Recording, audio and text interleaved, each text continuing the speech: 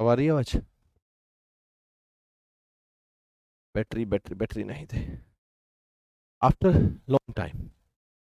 आज कैसे रास्ता, रमिल रास्ता भूले या सच में आज मन किया कि चलो आज क्लास में चलते हैं? बोलो बोलो बोलो।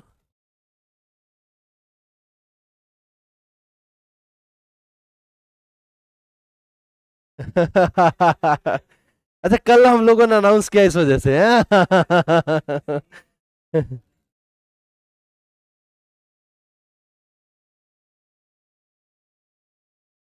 तो आपको किसी ने बता दिया कि ऐसे ऐसे कंडीशन लग गए? अच्छा, ऑनलाइन देख रहे थे। नहीं नहीं, और परेशान करो थोड़ा, ना ना, रोकना नहीं। वो यूपीएससी एस्पिरेंट है या नहीं है, रियल में देखना तो पड़ेगा। अब पता चल रहा है थोड़ी देर, थोड़ी सी बातों में गुस्सा हो जाए तो इंटरव्यू में तो भगा देंगे उनको। कौन? ये तो कलाकार हैं, कलाकार हैं। अच्छा, जैसे अभी आपसे पूछा गया मैंने, तो आपको ये ऐसे शो नहीं करना था, ठीक है लड्डू? क्योंकि ये आपके बचपने को शो कर गया और इन्होंने इनको रोका। और मेरे को भी पता था इस बात का कि ये आपको कुछ कहते तो आप रिवर्ट करते इमीडिएट। ठीक है। अच्छा, हमें मेच्योरिटी हमारे पास होनी चाहिए। और ये मेच्योरिटी कोई ऐसा नहीं एक दो दिन में आएगी। ये आपको परमानेंट आपके ब्रेन में जो चीज़ें चल रही हैं उनको आपको फॉलो अप करना पड़ता है। अच्छा, ठीक है लड्डू? आज के बाद, हाँ, बड़े कोई बात नहीं। हमने कहा ना, हम आपको इरिटेट कर रहे हैं, हम आपको परेशान कर रहे हैं। ये हमारा काम है परेशान करना। और आपका काम है उनको जितना भी, क्योंकि आपके ऊपर बड़ा प्रेशर आएगा, अब आगे प्रेशर आएगा, उस प्रेशर को कैसे आप डील कर रहे हो, वो सब चीजों को लेकर। ठीक है, चलिए, ओके, स्टार्ट करते हैं। यूपी पीसीएस और यूपीएससी 50 टेस्ट आ रहे हैं। Morning 7 o'clock। खरजी नगर में स्टार्ट होने वाले हैं बड़े जल्दी। बच्चा आएगा, टेस्ट देगा, अपना चला जाएगा।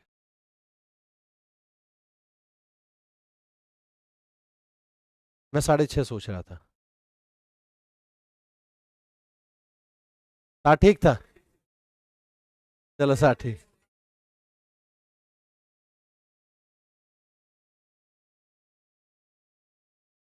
वो ऐसे ऐसे होता ही नहीं। एग्जाम एग्जाम ये उनके लिए है जिनको 2024 का टारगेट है, जिनका। और ये पूरे मुखर्जी नगर के बच्चों के लिए।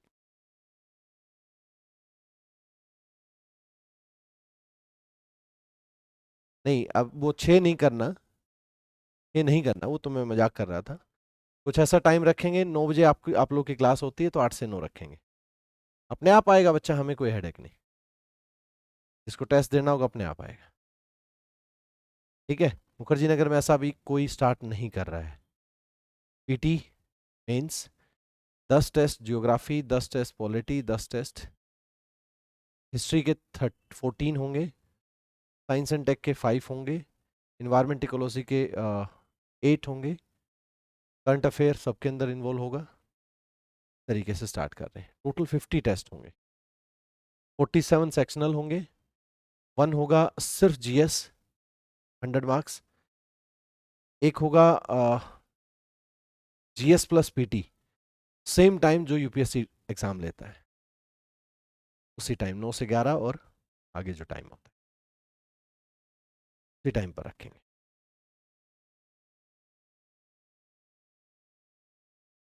जो मैं,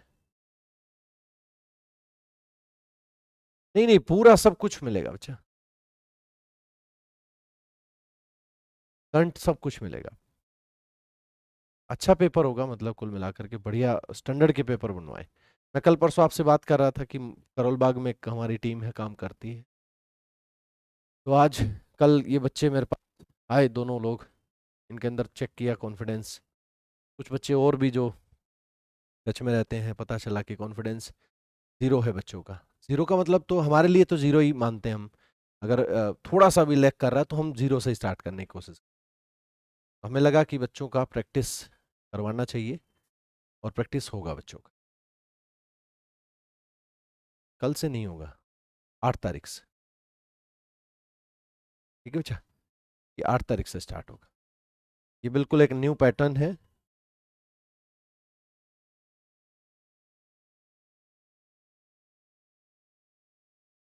आप लोग भी चाहो तो उसका हिस्सा बन सकते हो। ठीक है, ये सिर्फ उनके लिए है जो 2024 का टारगेट लेकर के बैठे हैं। यूपी पीसीएस का स्पेशल बनेगा, जो यूपी पीसीएस का लेवल होगा वो यूपी पीसीएस के लिए बनेगा, और यूपीएससी का लेवल है वो यूपीएससी के लिए बनेगा।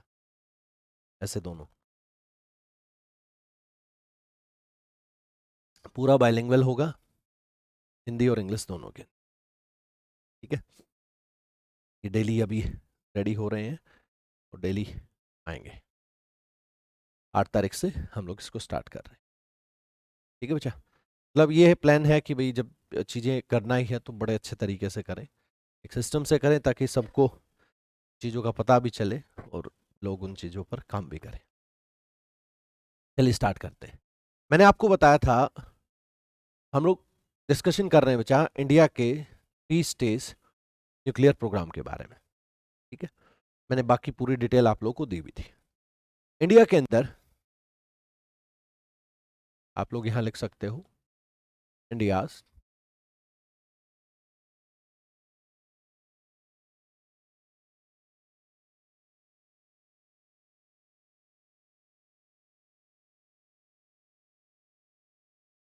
India third stage nuclear programme,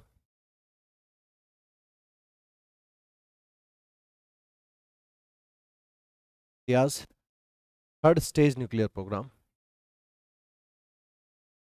Bharat का तीन चरण का नाभिकीय प्रोग्राम, नाभिकीय कार्यक्रम।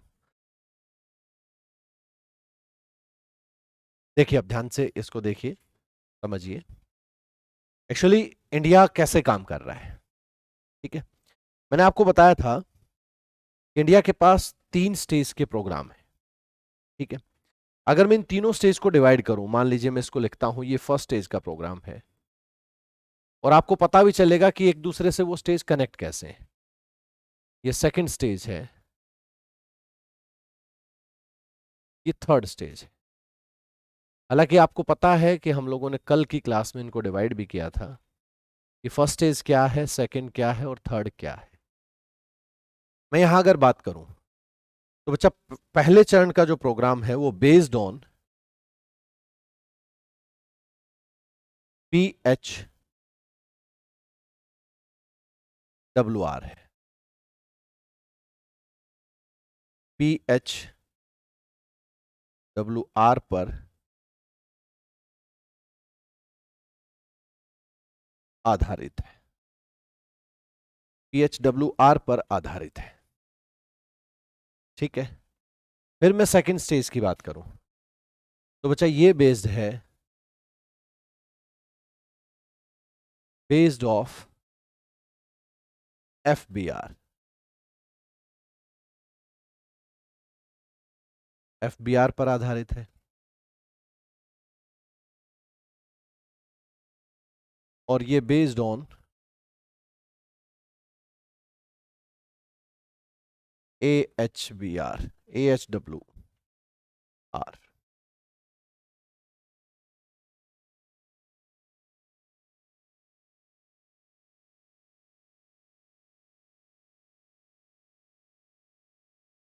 AHWR पर आधारित। ठीक है जी, AHWR पर आधारित। देखिए, जो ये इंडिया का जो ये प्रोग्राम रहा है,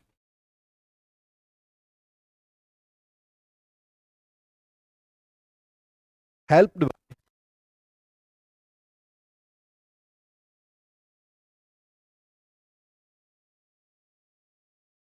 अदर कंट्रीज,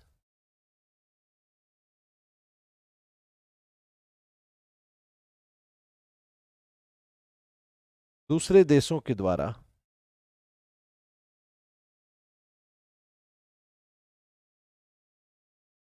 सहायता इसमें ली गई। सेकंड स्टेज में क्या किया है? Limiting help, limited help by other countries,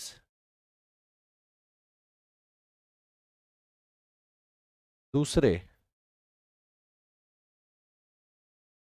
देशों के द्वारा कुछ हेल्प ली गई, कुछ सहायता ली गई।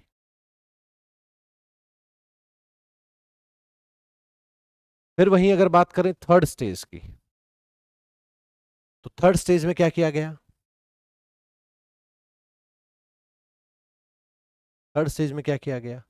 थर्ड स्टेज में जो सेल्फ सफिशिएंट है, आत्मनिर्भर है जिस पर, ठीक है, आप लोग लिख सकते हो इनडायरेक्टली कि जो इंडिया सेल्फ सफिशिएंट है, भारतीय आत्मनिर्भरता, India self sufficient, India self sufficient भारतीय आत्मनिर्भरता पर आधारित है। अब देखिए, बिल्कुल ध्यान से समझिए बच्चा। अब मैं आप लोगों से पूछ रहा हूं,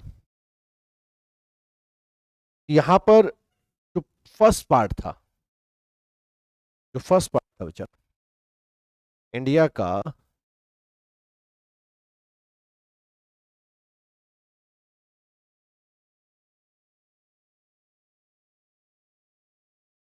फर्स्ट पार्ट था, यानी कि इसके अंदर फ्यूल कौन सा यूज किया था हम लोगों ने? कौन सा? यूरेनियम। यूरेनियम 235 और 238 दोनों मिला करके यूज किया था हम लोगों ने। तो यूरेनियम,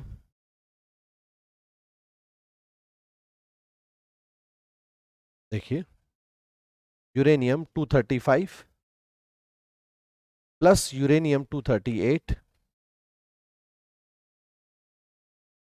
एक न्यूट्रॉन आकर के यहां स्ट्राइक कर रहा है, तो यहां से एनर्जी मिली हमें, और ये न्यूट्रॉन किस में चेंज हो, ये चेंज किस में हो गया? प्लूटोनियम 39 के अंदर, क्योंकि यहां से एक न्यूट्रॉन रिलीज हुआ, न्यूट्रॉन ने स्ट्राइक किया और ये इसमें कन्वर्ट हो गया।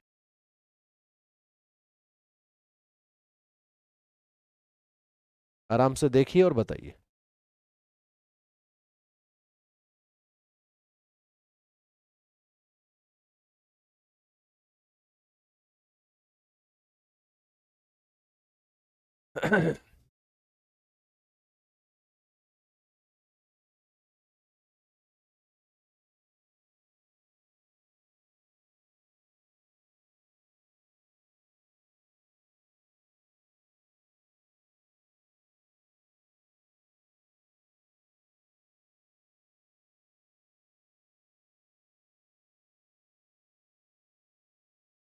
एक ग्रुप है एसएमपी करके, हम लोगों ने बनाया था। उसमें पहले हम लोगों ने मेंस के बच्चों को क्वेश्चंस देते थे, डेली के क्वेश्चंस को चेक करते थे, उनको इन्फॉर्म करते थे कि गलती यहाँ कर रहे हैं। टेलीग्राम अगर आप लोग चलाते हैं, तो उस ग्रुप को हम लोग स्टार्ट कर रहे हैं पीटी के बच्चों के लिए। P prelims focused group, PFG करके हम लोगों ने एक प्रोग्राम बनाया अभी, प्रीलिम्स फोकस्ड ग्रुप। वो मेरे नाम से ही है, सिलानी मेंटरशिप प्रोग्राम, एसएमपी करके हम लोगों ने बनाया था। तो आप उस टेलीग्राम ग्रुप को ज्वाइन कर सकते हो। अभी यही नाम है, सिलानी मेंटरशिप प्रोग्राम। जब आप लोग सर्च करेंगे तो इस नाम से मिलेगा, मेंटरशिप प्रोग्राम। हमारे पास 34 स्टूडेंट थे उस टाइम मेरे पास, जिनका हम प्रैक्टिस करवाते थे। आज सुबह ही फाइनल किया है मैंने। मिला होगा आप लोगों को? हाँ, इनको, अरे नहीं, देना बच्चा।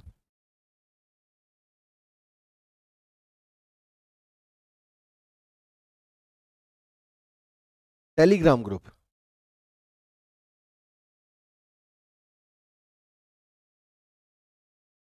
ये आप जब इसमें जाएंगे तो ये है ना ग्रुप, ये रहा जिलानी मेंटरशिप प्रोग्राम यूपीएससी। ठीक है, अब कल से परसों से इसमें स्टार्ट हो जाएगा। आपको डेली कुछ क्वेश्चंस आएंगे आपके पास। ठीक है,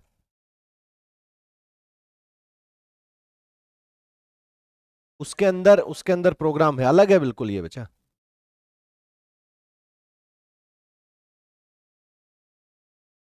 ये बिल्कुल अलग है। चलो कोई बात नहीं, ignore, come to the point. देखो बच्चा, कोई बात नहीं, कोई बात नहीं, नहीं मिला तो बाद में मिल जाएगा। हाँ? अब देखिए, अब सेकंड स्टेज की मैं बात कर रहा हूं। सेकंड स्टेज में एक्चुअल में करना क्या है, क्या होता है सेकंड स्टेज के अंदर, पहले ये देखते हैं। पहले ये बताइए फ्यूल कौन सा यूज करते हैं हम इसमें? हाँ, प्लूटोनियम, प्लूटोनियम यानी प्लूटोनियम 239 यूज करते हैं। और प्लूटोनियम 239 के साथ क्या यूज करते हैं? यूरेनियम 238। एक न्यूट्रॉन आता है, स्ट्राइक करता है और यहां से एनर्जी रिलीज होती है, और एक इलेक्ट्रॉन यहां से रिलीज होकर इसको किस में बदलता है? प्लूटोनियम 239 में बदलता है। एक बार चेक करिए क्या यही था या नहीं था हमारा। अब थर्ड स्टेज की अगर मैं बात करूं तो थर्ड स्टेज में हम लोग, बताइए तो कैसे यूज करते हैं? यूरेनियम 233 हम लोग यूज करते हैं, इलेक्ट्रॉन न्यूट्रॉन उसमें स्ट्राइक होता है, और इसके साथ हम लोग क्या यूज करते हैं? थ्योरियम 232।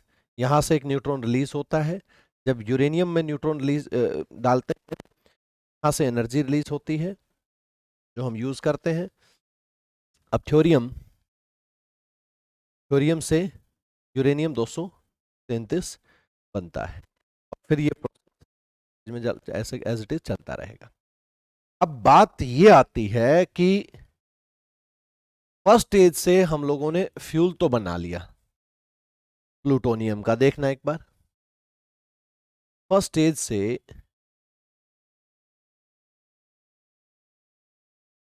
क्या फ्यूल बना लिया हम लोगों ने?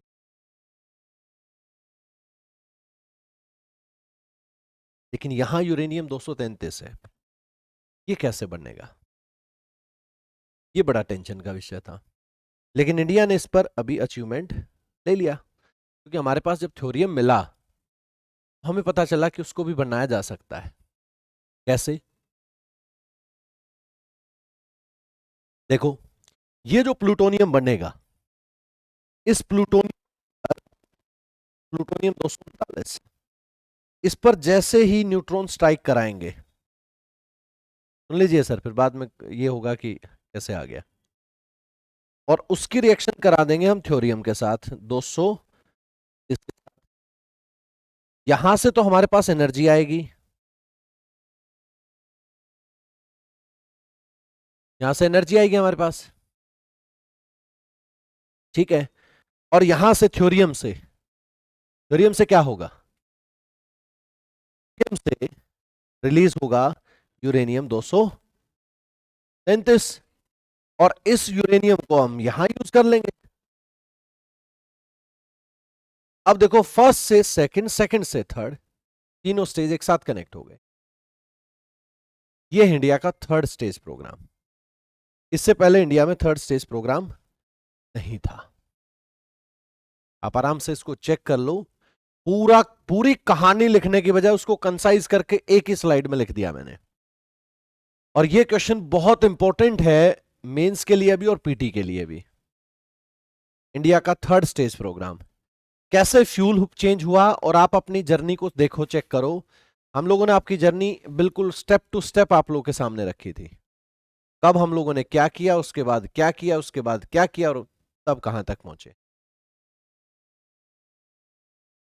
हाँ, तभी काम आएगा, अदरवाइज तो सेकंड पर हम लोग ब्लॉक थे, सेकंड पर ब्लॉक थे, अदरवाइज तो हम सेकंड से आगे बढ़ना ही नहीं रहे थे।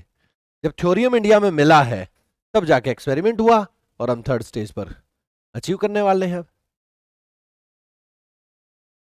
अभी टाइम लगेगा बाबू, क्योंकि ये चीजें इतना जल्दी नहीं होती, ये चीजें। हरियाणा के अंदर चल रहा है अभी आ, ना, गोरखपुर कहाँ पड़ता है?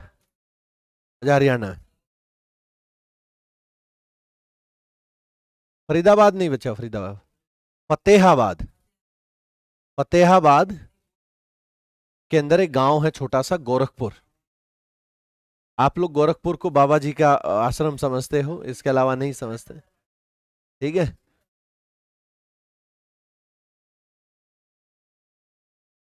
हाँ। कहाँ? यूपी? नहीं, हम रेलवे स्टेशन पढ़ेंगे तब बताएंगे उसके बारे में। अच्छा, इसलिए याद है। ना ना ना, इसलिए याद नहीं। आपको तो इसलिए याद होगा, बाकी लोगों ने नाम लिया गोरखपुर, इनको बस एक ही नाम याद आता है, इसी वजह से गोरखपुर याद हो गया इनको। हाँ। नहीं, आपने तो बताया था बच्चों। देखिए, कितने लोग यूपी से हैं? पीसीएस कितने लोग दे रहे हैं? 2023 मार्च। सुन लीजिए। हाँ, सुन लीजिए। इसके बाद नहीं पता कब आएंगे यूपी पीसीएस। क्यों है, सुन लो। क्योंकि इस साल इलेक्शन है। ठीक है, बड़ी गहरी बात बता रहा हूं। लड़ जाना, कट जाना, मर जाना, लेकिन फेल मत हो जाना।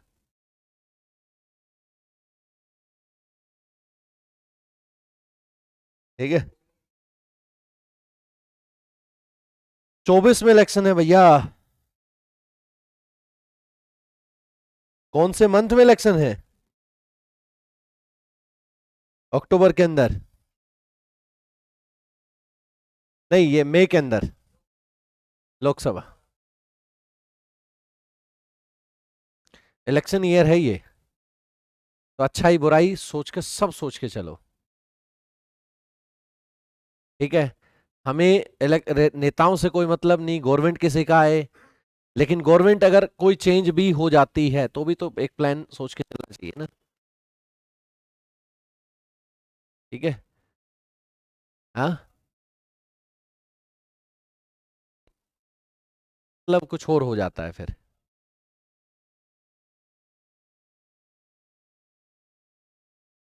तो वो पहला ही हो गया ना, काम करना, सिलेक्शन लेना, वो पहला ही हो गया, वो बी कैसे हुआ? प्लान बी वो होता है जो फेल होता है, उसको वास्तव में प्लान बी कहा जाता है। जिस पर काम ही करना था हमें, वो तो सक्सेसफुल हुआ ना, तो वो हमेशा प्लान ए हो जाता है, बी रहता ही नहीं वो कभी भी। चलिए, क्लियर हुआ? अब लिखो कि इसके फीचर क्या है, क्यों हमारे लिए जो थर्ड स्टेज प्रोग्राम है इंपॉर्टेंट हो जाता है। लिखना स्टार्ट करो बच्चा। Silent feature of India third stage nuclear programme. Bharat के 3 चरण के परमाणु ऊर्जा कार्यक्रम की मुख्य विशेषताएं। भारत के 3 चरण के परमाणु ऊर्जा कार्यक्रम की मुख्य विशेषताएं।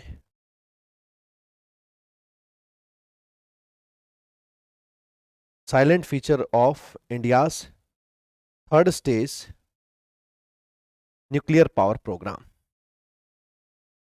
Nuclear power programme.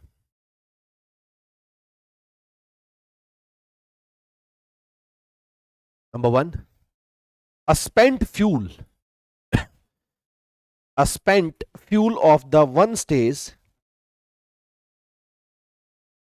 will be used will be used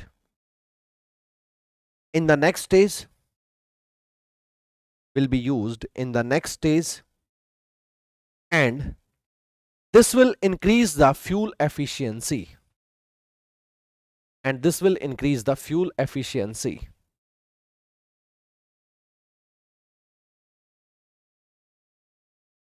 एक चरण में ईंधन का उपयोग करने से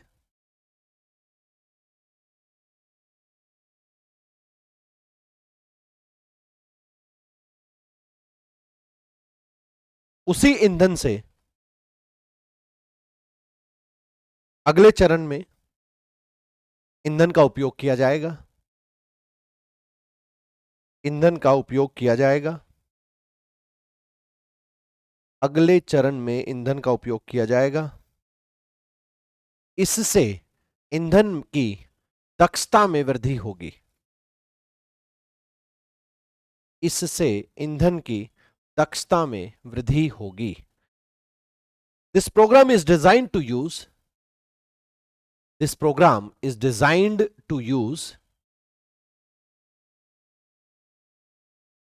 the thorium reserve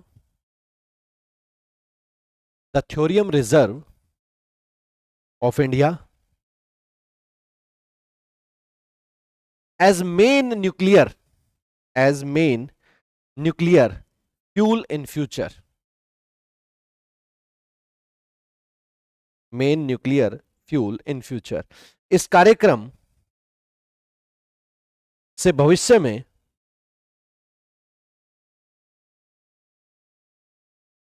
मुख्य ईंधन के रूप में भारत के थ्योरियम, मुख्य ईंधन के रूप में भारत के थ्योरियम रिजर्व का उपयोग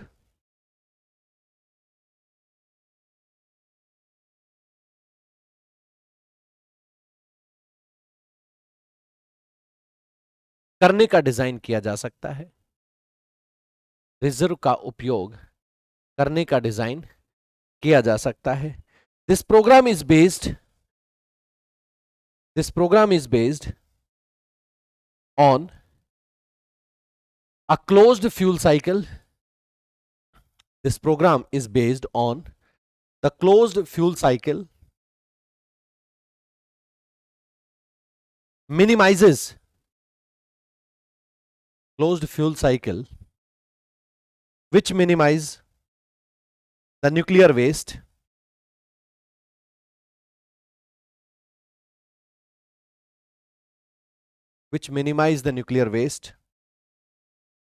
and increase the energy potential.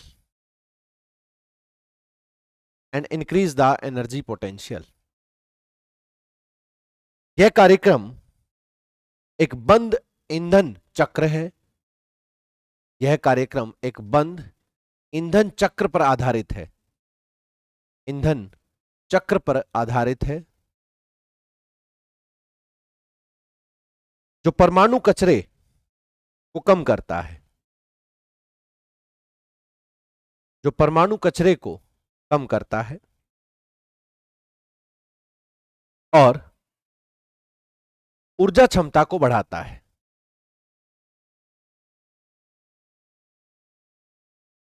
और ऊर्जा क्षमता को बढ़ाता है।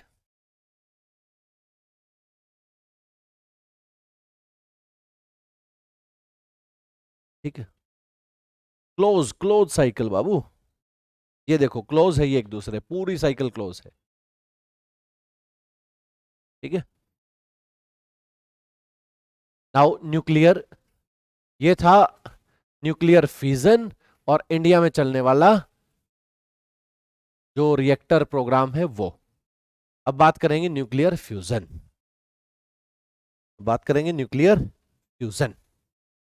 नाभिकीय संलयन, तो हिंदी में कहते हैं नाभिकीय संलयन। अब देखिए, हमें एटॉमिक बॉम्ब बनाने की बात तो करनी नहीं है ना, हमें बात किसकी करनी है, हमें बात करनी है रिएक्टर की।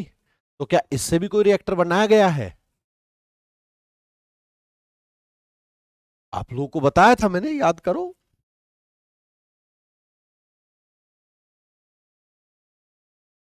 करो करो, याद करो, अगर थोड़ा बहुत याद हो तो।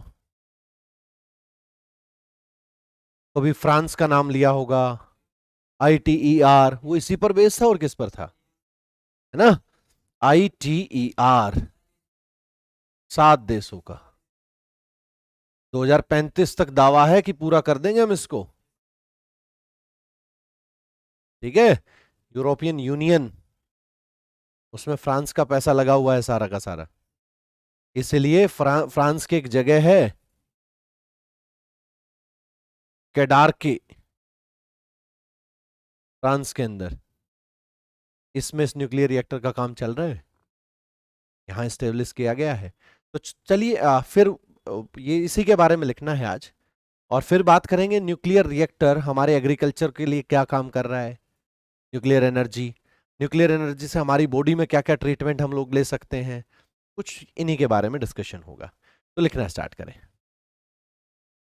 हाँ, न्यूक्लियर फ्यूजन, इनको क्यों लिख रहे हो, ये सब लिखवाऊंगा मैं, सब लिखवाऊंगा, एक सिस्टम से लिखेंगे। आप देखते हैं कि एक एक चीज हम स्टेप टू स्टेप काम करते हैं। चलिए जी, देखिए, it is also known as thermo nuclear reactor, it is also known as thermo nuclear reactor. इसे तापीय नाभिकीय रिएक्टर के रूप में भी जाना जाता है। बस आप थोड़ा सा जल्दी लिखें, आज आज इसको पूरा कर देंगे, ठीक है, इसे, क्योंकि चीजें बिल्कुल नॉर्मल। हाँ, आप क्या रह गया,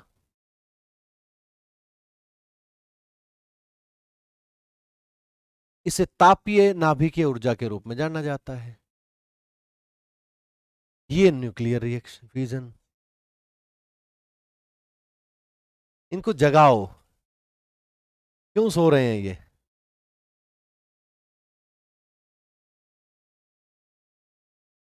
जग गए, ऐसे नहीं बचा। अब थोड़ा सा अवेयर होकर के उनको लिखना सीखो, है ना।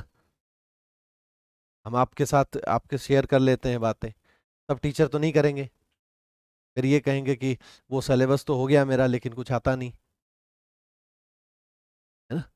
ये अपने आप को कमजोर मत दिखाओ ना किसी के सामने भी, ठीक है बच्चा। चलो लिखना स्टार्ट करो, क्या लिखा हम लोगों ने, जाना जाता है। दूसरा लिखो, it is also known as tokamak reactor, it is also known as, it is also known as tokamak reactor. इसे टोकामेक रिएक्टर के रूप में भी जाना जाता है, इसे टोकामेक रिएक्टर के रूप में भी जाना जाता है। न्यूक्लियर फ्यूजन रिएक्टर को, ठीक है, लिखो बच्चा। अब न्यूक्लियर फ्यूजन प्रोग्राम जो होते हैं, इनमें होता क्या है, मतलब हम लोग बात कर रहे हैं, देखो मैंने आपको बताया था हम अच्छी अच्छी बातें करेंगे। तो न्यूक्लियर फ्यूजन की बात कर रहे हैं, इनडायरेक्टली हम रिएक्टर की बात कर रहे हैं, ठीक है। उससे एक ही रिएक्टर आज तक बना है जिसका नाम है ITER। तो हमें थोड़ा सा उसके बारे में जानना है। पहले हम जान लेते हैं कि जो फ्यूजन रिएक्टर होते हैं वो क्या काम करते हैं, कितना टेम्परेचर होता है, क्या एनर्जी उनमें यूज होती है, कौन सा फ्यूल यूज करते हैं। दो तीन चार बातें लिखनी होती हैं। तो पहले तो हम लोगों ने उसके नाम लिखे। इंडिया में टोकामेक रिएक्टर बनाया गया था, आदित्य, इसलिए तो इंडिया उसका पार्ट हुआ था। टोकामेक रिएक्टर क्या होता है, जो प्लाज्मा बेस्ड होता है। याद करो, एक दिन मैंने बताया था 50 और 55, सॉरी 50 और 500, याद होगा, 10 गुना एनर्जी का। वो वही वही वही उसी को टोकामेक कहते हैं। हाँ, उसी को, उसी प्रोसेस को टोकामेक कहते हैं। चाइना ईस्ट बना रहा है, चाइना का भी 2020 में उन्होंने अपना अलग से स्टार्ट कर दिया। एक्चुअली क्या हुआ, फंडिंग की वजह से या कुछ और रीजन की वजह से 2016 में इसको बंद कर दिया था ITER को, लेकिन अभी 2022 के लास्ट में इसको दोबारा से ऑन कर दिया गया। अब इस पर फिर से फंक्शन चल रहा है। दैट्स वाई इसको पढ़ना जरूरी हो जाता है, अदरवाइज तो फिर न्यूक्लियर फ्यूजन नाम का कोई कॉन्सेप्ट ही नहीं होता था, क्योंकि सिर्फ हाइड्रोजन बॉम्ब या न्यूक्लियर बॉम्ब में यूज करते थे, अदरवाइज हम इसको यूज ही नहीं करते थे। लेकिन फिर से आ गया मार्केट में, तो इस वजह से ये पढ़ना पड़ रहा है, अदरवाइज तो हम लोग अब तक इसको पूरा कर चुके हो। ठीक है बच्चा, now write down third point. Temperature of 10⁶ degree Celsius, temperature of 10⁶ degree Celsius converts tritium and deuterium, tritium and deuterium of reaction into plasma state, of reaction into plasma state.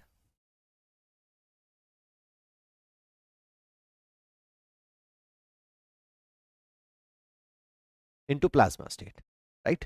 Now write down 10 raised to power 6 degree Celsius, 10 raised to power 6 बच्चा, 10 raised to power 10 की शक्ति 6, इसको 10 lakh, sorry 1 lakh degree, 10 lakh degree Celsius temperature की बात कर रहे हैं।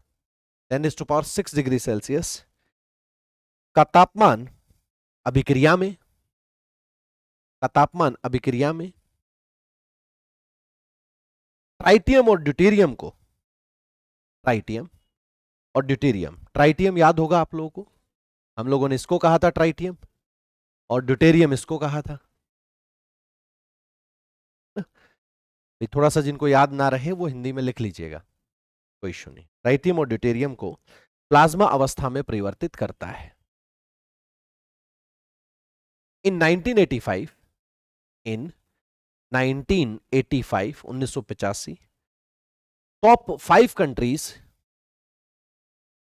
agreed to work upon plasma research, agreed to work upon plasma research। 1985 में, 1985 में शीर्ष 5 देश प्लाज्मा शोध पर काम करने के लिए सहमत हुए। शीर्ष 5 देश प्लाज्मा शोध पर काम करने के लिए सहमत हुए, तो उसमें से एक इंडिया भी था, ठीक है। और हम लोगों ने गांधीनगर के अंदर गुजरात में उसको स्टार्ट किया, लिख लीजिएगा, क्योंकि जो 7 कंट्री थे टॉप, प्लान पहले 5 का हुआ आईटीआर का हिस्सा बनने का, लेकिन उनमें टोटल करके पूरे विश्व में 5 कंट्री ऐसे थे जो इन्वॉल्व हुए, जो प्लाज्मा रिसर्च पर जिन्होंने काम करना स्टार्ट किया। इसी वजह से हम लोगों ने जो टोकामेक रिएक्टर बनाया अपना एक्सपेरिमेंट के लिए, आदित्य, वो वहीं बनाया था, गुजरात गांधीनगर में ही, ठीक है। अगला पॉइंट लिख लीजिएगा, लिखो बच्चा, for research and development in fusion, for research and development in fusion energy, fusion energy and plasma research, and plasma research, plasma research, a tokamak reactor, a tokamak reactor was established in Gandhinagar, Gujarat, in Gandhinagar, Gujarat, in 1986, in 1986, and this is known as Plasma Research Institute, and this is known as Plasma Research Institute, Plasma Research Institute। संलयन ऊर्जा और plasma अनुसंधान, संलयन ऊर्जा और plasma अनुसंधान में अनुसंधान और विकास के लिए, अनुसंधान और विकास के लिए 1986 में, 1986 में गांधीनगर, गुजरात, गांधीनगर गुजरात में एक टोकामेक रिएक्टर, गांधीनगर गुजरात में एक टोकामेक रिएक्टर स्थापित किया गया था, स्थापित किया गया था। इसे प्लाज्मा अनुसंधान संस्थान के रूप में जाना जाता है। इसे देखिए, इसे प्लाज्मा अनुसंधान संस्थान के रूप में जाना जाता है। लिखें, the reactor established in Gujarat, the reactor established in Gujarat is known as Aditya reactor. Is known as Aditya reactor. Aditya reactor in 1986. And this is a research reactor. And this is a research reactor. Gujarat में स्थापित reactor को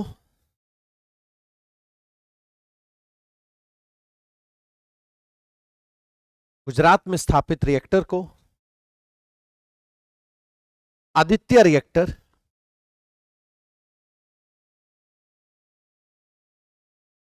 कहा जाता है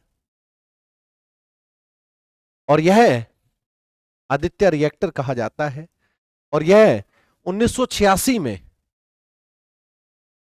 स्थापित किया एक अनुसंधान रिएक्टर है और यह 1986 में स्थापित किया एक अनुसंधान रिएक्टर है. In 2006-7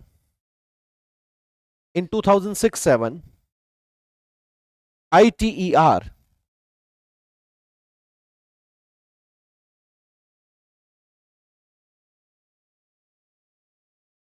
was established for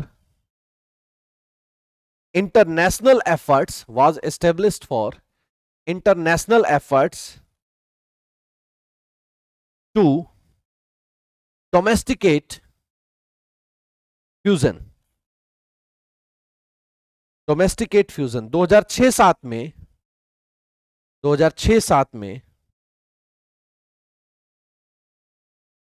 ITER को घरेलू संलयन के अंतरराष्ट्रीय प्रयास के लिए घरेलू संलयन के अंतरराष्ट्रीय प्रयास के लिए स्थापित किया गया था.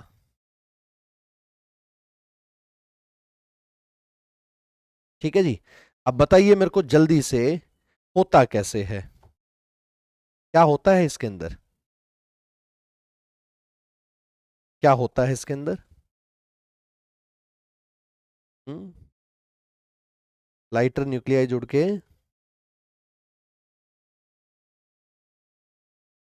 ओके, तो क्या कहते हैं उसे, न्यूक्लियर. देखो मैंने देखा भी नहीं कौन कहाँ बैठा है ना. अब से जो 5वां बेंच होगा उसमें तीसरे नंबर का कोई बच्चा हो वो बता दीजिए कौन है 5वां बेंच और थर्ड बच्चा कौन है, अपने आप बता दीजिए.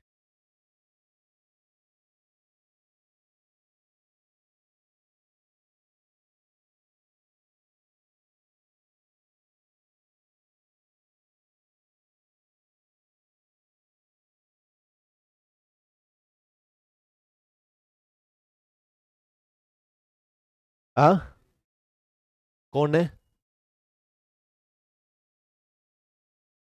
इधर से थर्ड?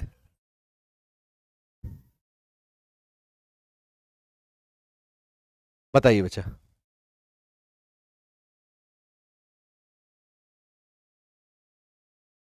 थोड़ा सा बताइए हमें भी पता चले. एक्चुअल में मैं थोड़ा कम नॉलेज रखता हूं इसलिए आप लोगों से पूछता रहता हूं. बताइए, शाबाश. पहले तो ये बताइए आपकी वो पिन चली गई गले में जो, वो थी नहीं? अच्छा, सच में? तो कैसे ऑपरेशन हुआ? ऑपरेशन हुआ है?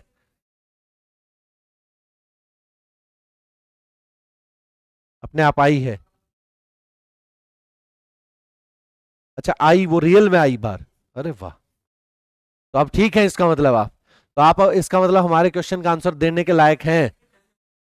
तो बताइए. बताइए, शाबाश.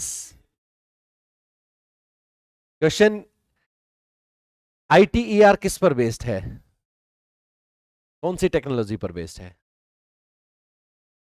क्या होता है नाभिकीय संलयन, ये मेरा क्वेश्चन था. आए थे क्लास में या नहीं आए?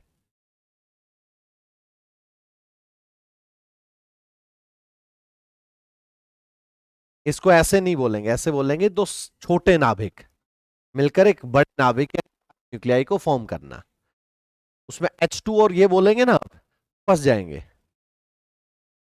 क्योंकि सामने वाला फिर एक ही क्वेश्चन आपके सामने रखेगा, ये H2 क्या है, H3 क्या है, फिर आप कहेंगे प्रोटियम ड्यूटीरियम है, कहां पाए जाते हैं, सन के अंदर कितने पाए जाते हैं, यहां फंस जाएंगे।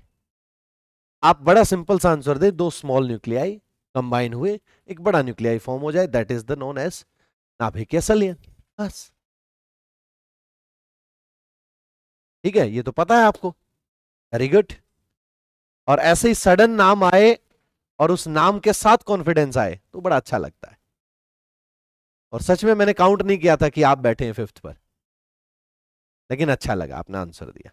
अब थोड़ा सा आईटीआर के बारे में लिखते हैं, कब स्टार्ट हुआ, क्या प्रोग्राम है, कब तक आ जाएगा, कब तक लड्डू खाएंगे हम लोग, है ना, पता तो चलना चाहिए, है ना। ठीक है जी, कुछ क्वेश्चन है? अच्छा, एक सर ने क्वेश्चन दिया होगा आई थिंक, वही है। अरे वाह, कॉन्ग्रेचुलेशन। चलो लिखना स्टार्ट करो आप। लिखो ITER। ITR की फुल फॉर्म लिखवाऊं या रहने दो? लिखवा दी? क्या है? रिएक्टर या एनर्जी रिएक्टर? तो मैंने क्या बोला? हाँ, रिएक्टर बोलो, रिसर्च बोलो, एक अभी तो रिसर्च रिएक्टर उस दिन बोलेंगे इसको जब चल जाएगा, अभी तो रिसर्च चल रहा है। लेकिन आप रिएक्टर लिखो, रिसर्च लिखो, बोथ आर सेम, ठीक है जी। अब लिखो, इसको पॉइंट टू पॉइंट ऐसे ही लिखेंगे, ठीक है। लिखो, ITR is the one of the most ambitious project. ITER is one of the most ambitious project in the energy sector, in the energy sector, which aims to establish, which aims to establish, हाँ हाँ बिल्कुल, which aim to establish and development the largest fusion reactor, the largest fusion reactor for energy production, for energy production, ठीक है जी। अंतरराष्ट्रीय thermonuclear reactor जिसे हम लोगों ने कहा है ITER, तो फुल फॉर्म मैं आप लोगों को भी नहीं लिखवाऊंगा, है ना, आप लोग लिखे हिंदी मीडियम। ITER ऊर्जा क्षेत्र में, ITER ऊर्जा क्षेत्र की सबसे महत्वाकांक्षी परियोजनाओं में से एक है, सबसे महत्वाकांक्षी परियोजनाओं में से एक है,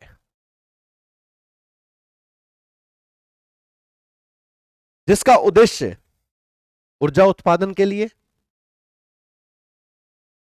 जिसका उद्देश्य ऊर्जा उत्पादन के लिए सबसे बड़े रिएक्टर को, सबसे बड़े संलयन रिएक्टर को, सबसे बड़े संलयन रिएक्टर को स्थापित करना और विकसित करना है, स्थापित करना और विकसित करना है। गुड, बड़ी अच्छी writing. Now this reactor is under construction, under construction इन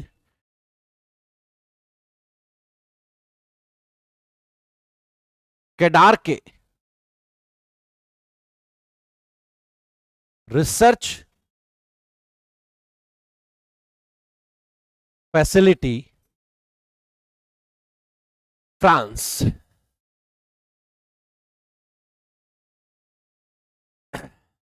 यह रिएक्टर केडार के या केडारचे, यह रिएक्टर केडारचे रिसर्च फैसिलिटी या अनुसंधान, एस रिसर्च फैसिलिटी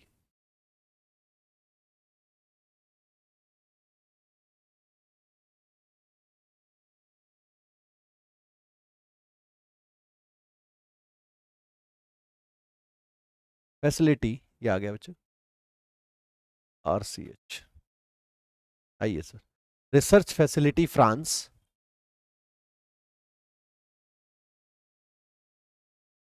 में निर्माणाधीन है।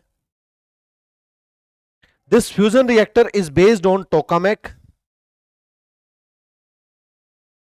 This fusion reactor is based on tokamak, and it will have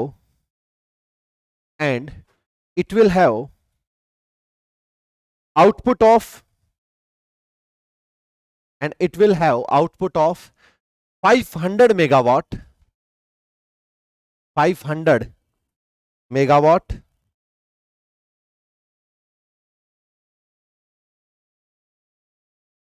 whereas the energy demand of whereas the energy demand of this reactor will be 50 megawatt. This reactor will be 50 megawatt.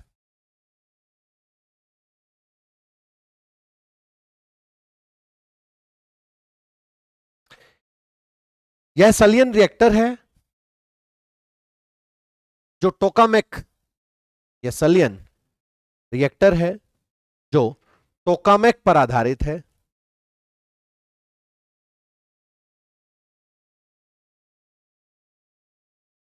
इसका उत्पादन 500 megawatt होगा,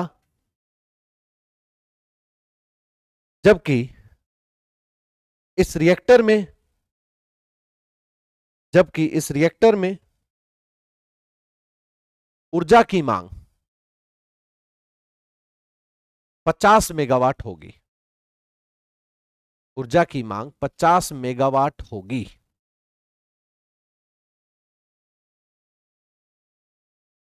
There are 7 members in ITR. There are 7 members in ITER. India, US, Japan,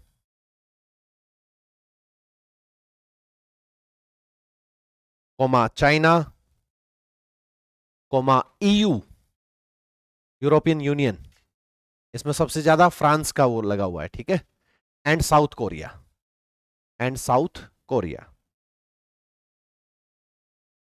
The EU pays PAYS pays 45% of ITR, 45% of ITR, and the rest of the 6 countries, and rest of the 6 countries are paying 9% each. लिखो जी, ITR के 7 सदस्य हैं, ITER के 7 सदस्य हैं, Bharat, America, Japan, चीन, यूरोपीय संघ और दक्षिण कोरिया।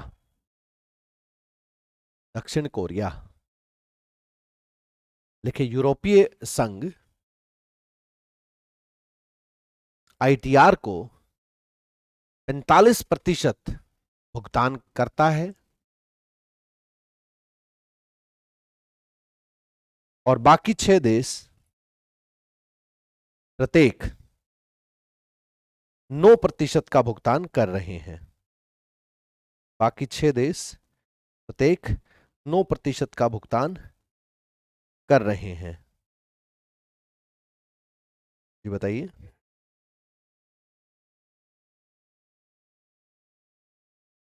रसिया मैंने नहीं लिखा क्या? ओहो,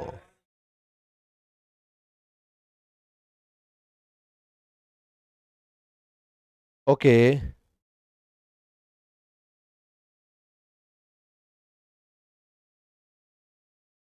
रसिया नहीं बोला क्या मैंने? कोई बात नहीं, सॉरी शक्तिमान, रसिया लिख लो।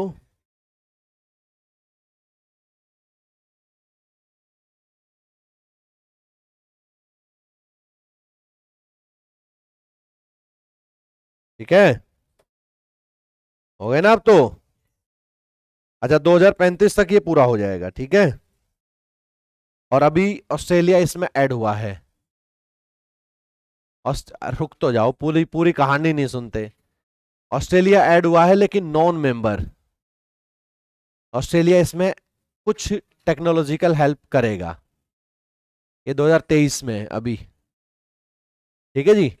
ये चीजें और लिख लीजिएगा कहीं, 2035, ये जरूर याद रखिए, 2035 है। और इंडिया जो अभी कर रहा है ना प्लाज्मा स्टेट पर काम, वो 2025 तक पूरा हो जाएगा। तो आप प्लाज्मा स्टेट करके लिख लीजिएगा, प्लाज्मा स्टेट करके achieved by 2025, plasma state experiment achieved by, और प्रोजेक्ट फाइनल 2035, ये लिख लीजिएगा, ठीक है। चलो, बोलिए बोलिए।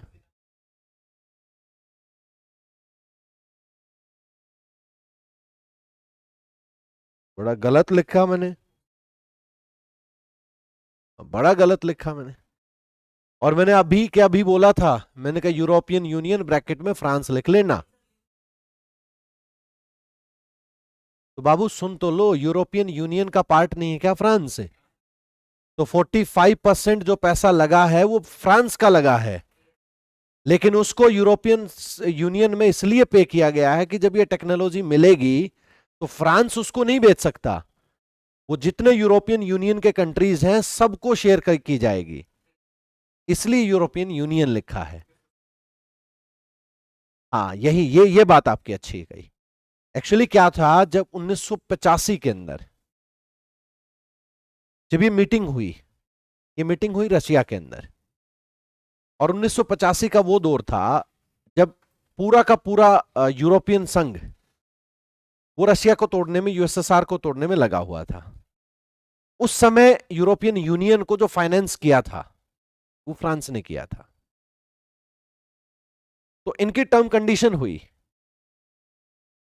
ठीक है, टर्म कंडीशन ये हुई कि जब ये इलेक्ट्रिसिटी बनेगी, यूरोपियन यूनियन आपको धीरे धीरे पे करती रहेगी।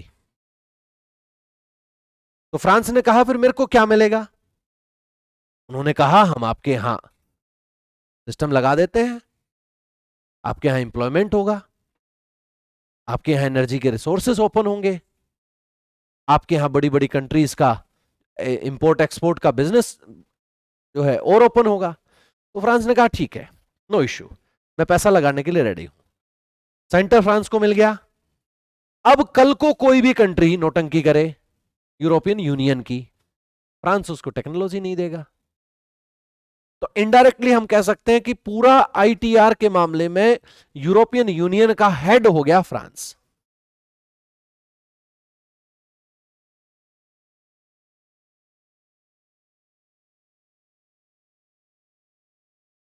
Very costly.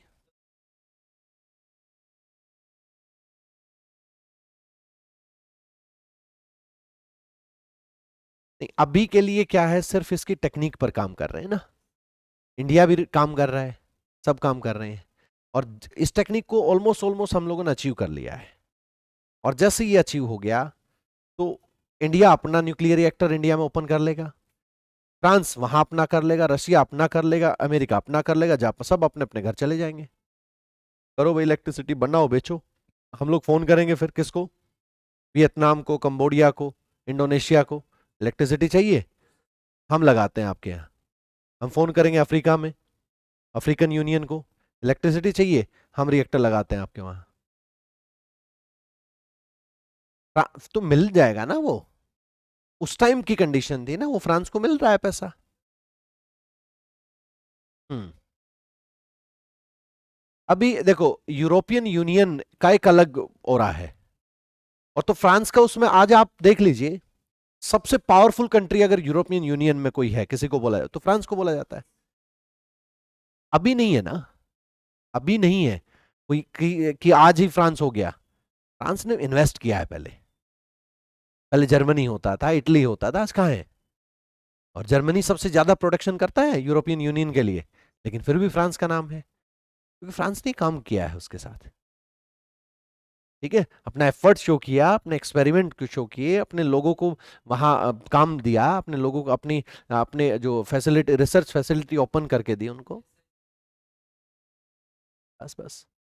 और ये 1985 से चल रहा है, ये अभी सडन नहीं आया है चीज, इसलिए फ्रांस का नाम है। Understand?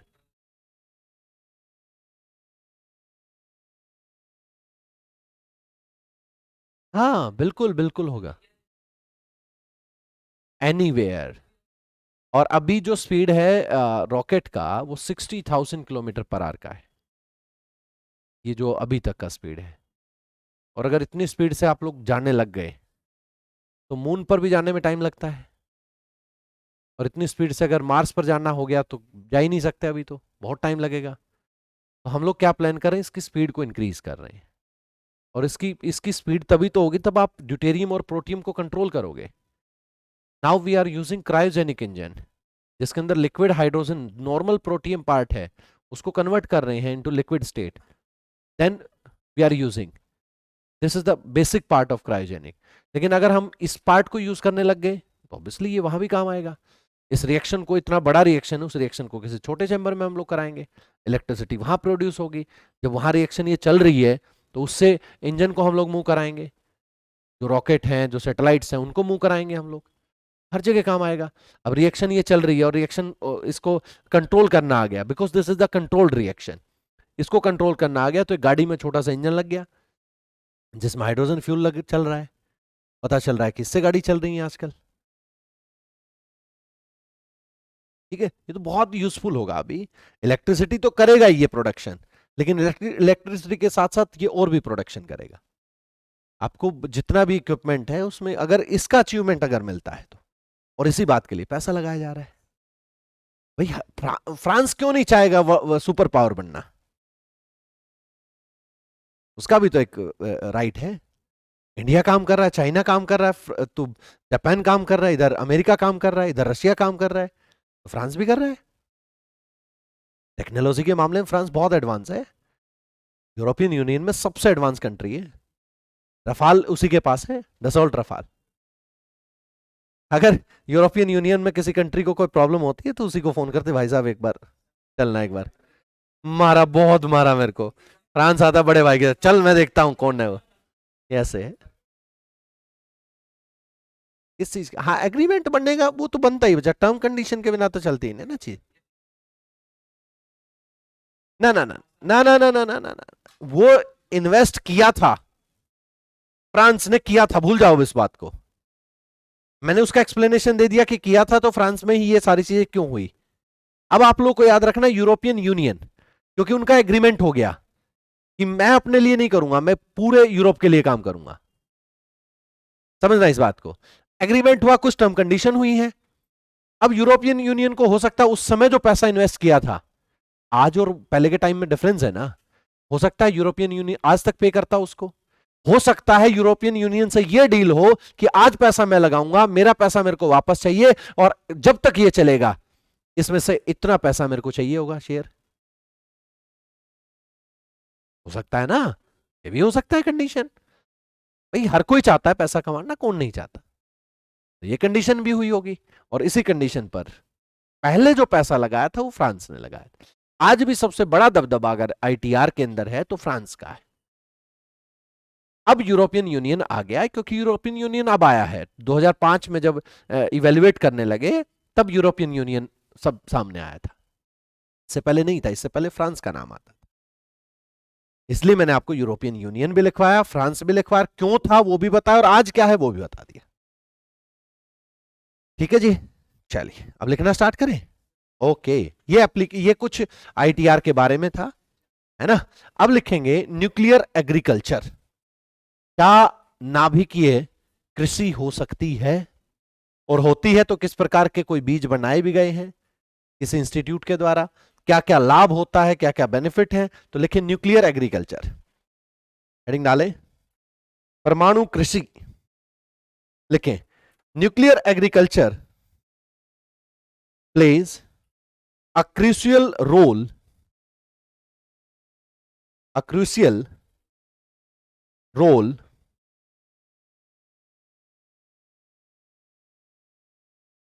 in three areas of agriculture. In three areas of agriculture. परमाणु कृषि, परमाणु कृषि, कृषि के क्षेत्र में या कृषि के 3 क्षेत्रों में, परमाणु कृषि कृषि के 3 क्षेत्रों में महत्वपूर्ण भूमिका निभाती है, महत्वपूर्ण भूमिका निभाती है। Number 1, to develop new crop और seeds, to develop new crops और सीड्स, नई फसल या बीज विकसित करने के लिए। नंबर 1, नई फसल या बीज विकसित करने के लिए। Second, for food irradiation, for food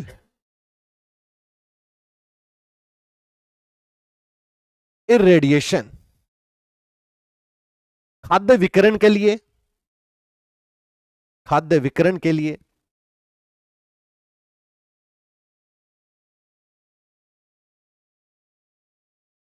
number 3, for development and testing, for development and testing of fertiliser and pesticides,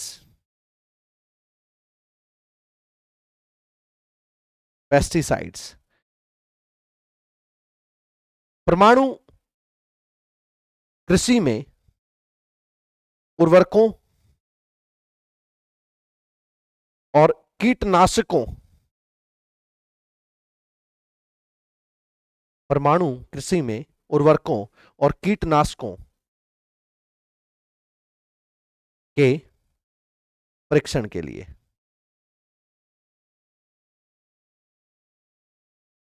के परीक्षण के लिए। अब एक एक करके इसके बारे में लिखते हैं बच्चा। हेडिंग डालो। सबसे पहले डेवलपमेंट ऑफ न्यू क्रॉप और सीड्स, क्या कोई क्रॉप और सीड का डेवलपमेंट हुआ भी है या नहीं हुआ है? ठीक है, कौन कौन सी बार्क, क्योंकि इंडिया में तो न्यूक्लियर रिएक्टर पर काम कौन कर रहा है? न्यूक्लियर एनर्जी पर बार्क कर रहा है, भाभा एटॉमिक रिसर्च सेंटर। तो उन्होंने कोई बीज बनाया भी है या नहीं बनाया? ऐसा लिखो। नंबर 1, वही पहला जो पॉइंट लिखा था, पहला जो पॉइंट लिखा था, ठीक है, उसको हेडिंग डाल के लिखना स्टार्ट करो। लिखो बच्चा, BARC, Bhabha atomic research centre, BARC BARC, BARC, Bhabha atomic research centre has already developed, has already developed around 50 crop varieties, around 50 crop varieties with the help of gamma radiations, varieties with the help of gamma radiations.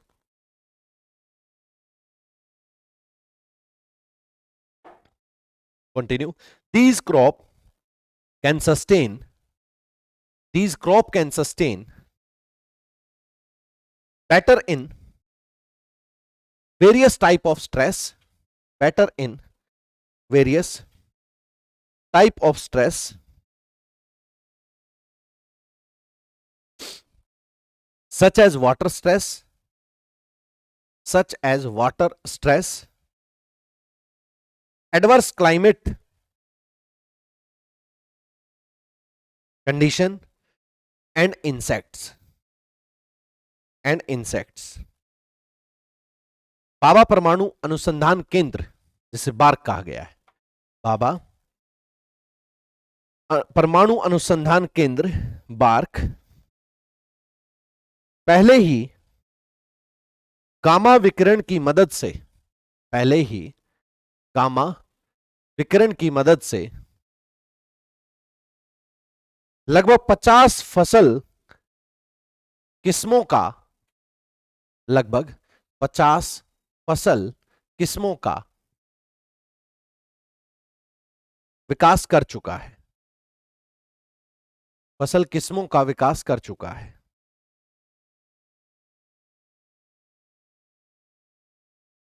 ये फसलें पानी के तनाव,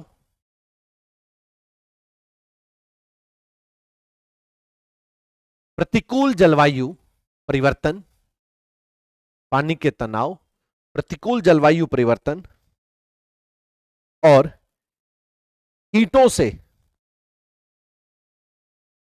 या कीटों जैसे विभिन्न प्रकार के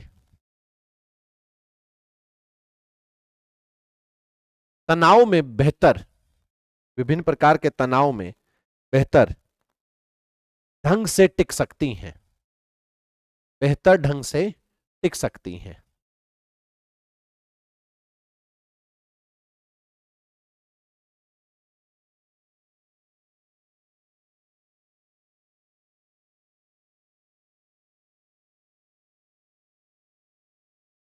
नहीं है, हम नॉट हार्मफुल। अब गामा रेस को एलिमिनेट भी तो कर लिया फ्रॉम द सीड, अगर उसमें रहेंगी तो हार्मफुल रहेगा। ठीक है, नहीं नहीं नहीं नहीं नहीं, नो नो नो, हाँ बिल्कुल सेम रहेगा। गामा रेडिएशन सिर्फ उस पर अटैक कर रही है जो इंसेक्ट का जीन था। हाँ तो उनको, उनके लिए नहीं है, तो इंसेक्ट वही तो उसको ही तो मारेंगे ना जो उसके लिए हार्मफुल था, जो उसके लिए हेल्पफुल था उसको नहीं मारेंगे ना। हर्बिसाइड टॉलरेंस जैसे लाइक बीटी कॉटन, है ना भाई, वहां भी तो फॉर्म किया था ना हम लोगों ने, ये भी कुछ अपने सीड फॉर्म कर रहा है। Now write down. हाँ हाँ, वो भी बना रहे हैं, न्यूक्लियर टेक्नोलॉजी। बाद में बात करेंगे जब बीटी पढ़ेंगे। बीटी पढ़ेंगे तब डिस्कशन होगा। Write down. Park has developed Park has developed many useful varieties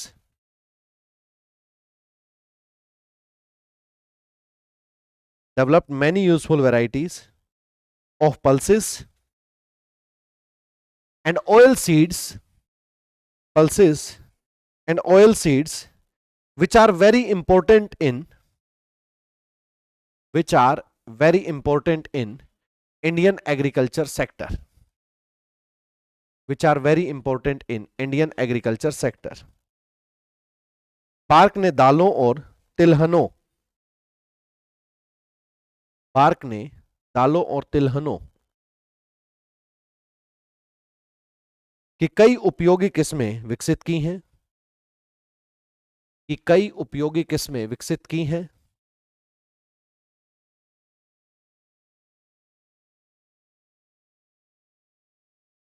जो भारतीय कृषि क्षेत्र के लिए बहुत महत्वपूर्ण है, जो भारतीय कृषि क्षेत्र के लिए महत्वपूर्ण है।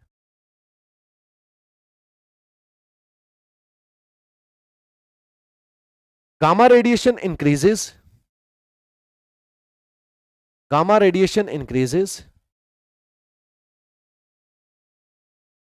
the rate of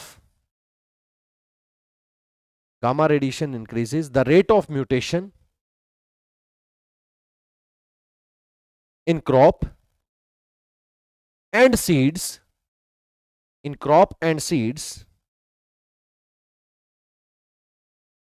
and the characteristics of plant changes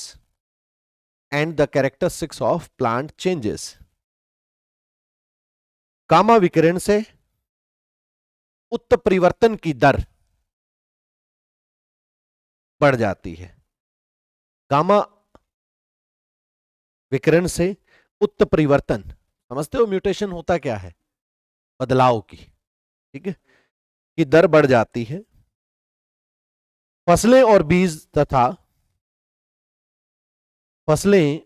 तथा पौधों की विशेषताएं बदल जाती हैं, पौधों की विशेषताएं बदल जाती है।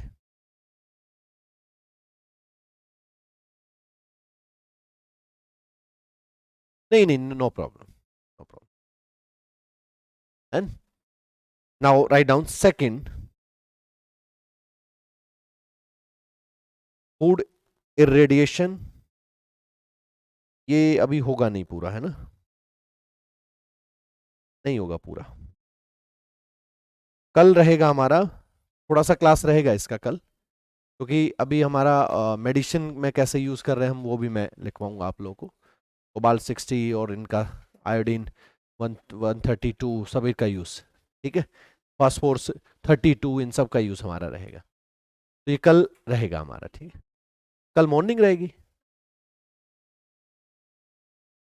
क्या टाइम है? 3 to 6 है आप लोग के सी सेट के। तो फिर हम नहीं रखते हैं क्लास, मंडे को रखते हैं, और क्या।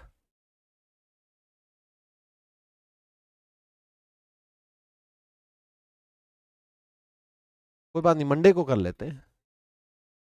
हाँ, 11 बजे से नहीं, मैं मेरी क्लास होती है ना बच्चा।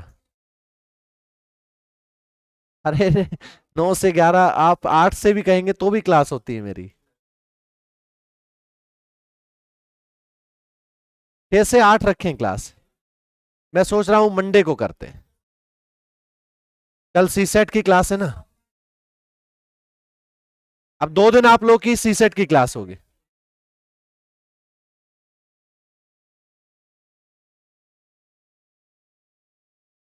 हाँ, अभी आपकी कब का ऑफ है? 31 और फर्स्ट का ऑफ है, या 2 का भी है? ऑफ है बच्चा। कोचिंग ऑफ रहेगी, कोई नहीं आ सकता। मुखर्जी नगर का ये रूल होता है। एक्चुअली ना कुछ साल पहले, 4-5 साल हो चुके हैं, 31st की नाइट को मुखर्जी नगर में बहुत बड़ा हंगामा हुआ था। इतना बड़ा हंगामा था कि पुलिस वालों को छुप करके अपनी जान बचानी पड़ी थी। यहाँ स्टूडेंट्स ने ड्रिंक करके और काफी उत्पात किया था, बहुत भयंकर। तो तब से ये हो गया बिल्कुल, 31st और फर्स्ट को मुखर्जी नगर में कोई कोचिंग ओपन नहीं रहती, ये गवर्नमेंट के आदेश होते हैं। तो फिर संडे को भी नहीं रहेगा ना, कोई कोचिंग ओपन ही नहीं रहेगी। आप लोग की कल कल क्लास होगी। हाँ, होगा ही नहीं, कोई होगा ही नहीं बच्चा, कुछ होगा ही नहीं। ठीक है,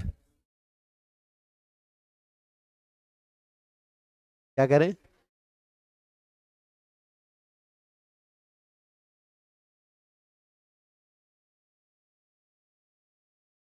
ओके, नहीं अभी इस चीज को, और आप लोग की, हाँ ये हो सकता है कि कल आप लोग की हम एक करंट की क्लास 2 आवर का करा दें।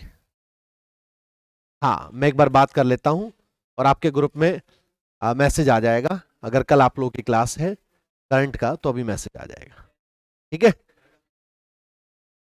क्या कहते हैं? चलिए, मिलते हैं। थैंक यू सो मच, और हैप्पी न्यू ईयर।